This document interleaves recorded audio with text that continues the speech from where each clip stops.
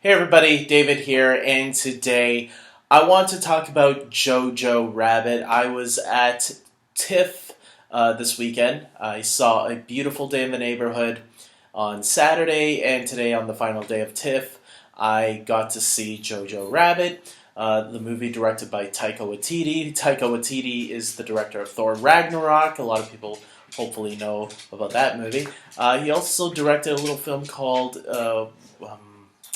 the Hunt for the Wilder People. I almost forgot what the title was called, but it came to me.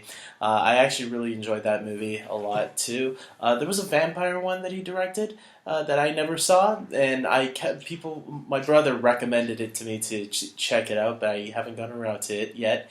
It's on my checklist, so one day I'll eventually get to it. And there's another movie that I heard recently called. I think it was called The Boy.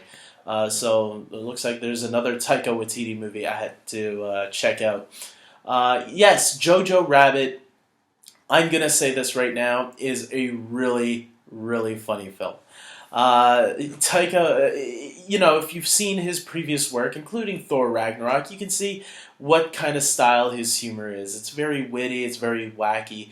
And it really is great in this movie. Now, I know there's some people out there, like for my mom, for an example, they see Hitler and they think, oh, this is like a movie honoring Hitler or something like that. And I will say this for you people that think that way. You look at a picture and you think that's it.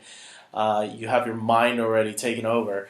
No, this movie does not honor Hitler. This movie makes fun of Hitler in every way possible. This movie is actually a really sweet story about a young boy who is played by Roman Griffin Davis, who I have to say steals the show in this movie. I really thought this little kid was really great in this movie. I was actually pretty amazed with how this kid was carrying pretty much the entire film, with a great supporting cast, by the way. I mean, you got actors like Scarlett Johansson, Sam Rockwell, Taika Waititi himself, Rebel Wilson is in the movie as well, Alfie Allen from Game of Thrones, Stephen Merchant. I mean, this is a great cast of supporting actors that surround this kid. And then there's kind of the co-star in the movie as well, played by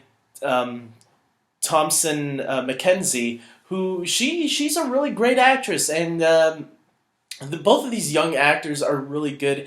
And every time I see young actors like this in movies that like really show their talent, I always think to myself, where are these kids going to end up in 10 to 20 years? Because that's what fascinates me. If they continue this craft of theirs, and where will they be in 10 to 20 years? I think that's always fascinating to think about, because you look back at other young actors like Christian Bale or Joaquin Phoenix or even Haley Joel Osment, who's starting to come back again and making these really interesting choices.